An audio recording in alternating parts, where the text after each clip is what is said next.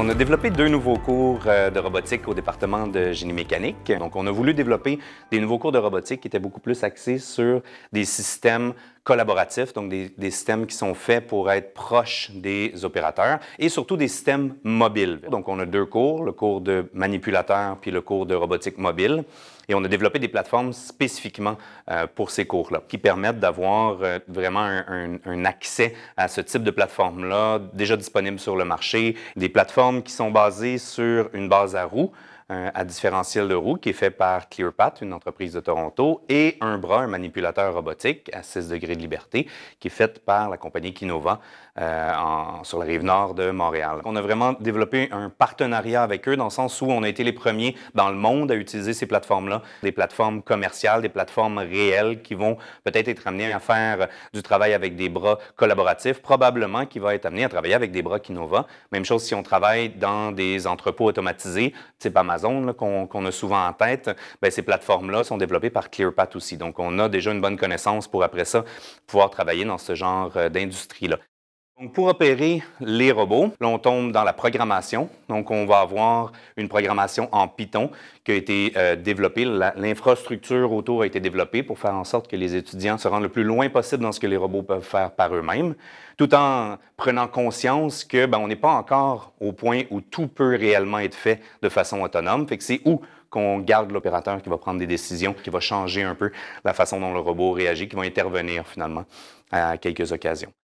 On a développé l'ensemble des laboratoires sur une base à source ouverte, comme j'ai dit, pour encourager les sciences ouvertes, mais aussi pour permettre aux étudiants d'aller chercher les dernières contributions, les contributions les plus récentes dans le domaine de la robotique, autant au niveau de la localisation, du contrôle, de la manipulation, que de la simulation. La solution de simulation non seulement reprend exactement le robot tel qu'il est, avec la tourelle, avec les caméras également. Donc, on peut reproduire le flux vidéo des caméras aussi en simulation. On a recréé l'environnement du laboratoire et des corridors autour pour que les étudiants puissent vraiment se rapprocher d'une simulation la plus réaliste possible de ce qui se passe effectivement dans le laboratoire. Et les étudiants peuvent se connecter de la maison sur ces stations Linux-là pour pouvoir lancer des simulations, faire jouer leur code et avoir un retour visuel aussi comme s'ils étaient ici. On veut être capable de tout simuler avant d'arriver sur la plateforme réelle. Ça nous permet aussi de questionner puis de permettre aux étudiants de réfléchir à la distance qu'il y a entre la simulation puis la réalité. Donc, il y a plein de différences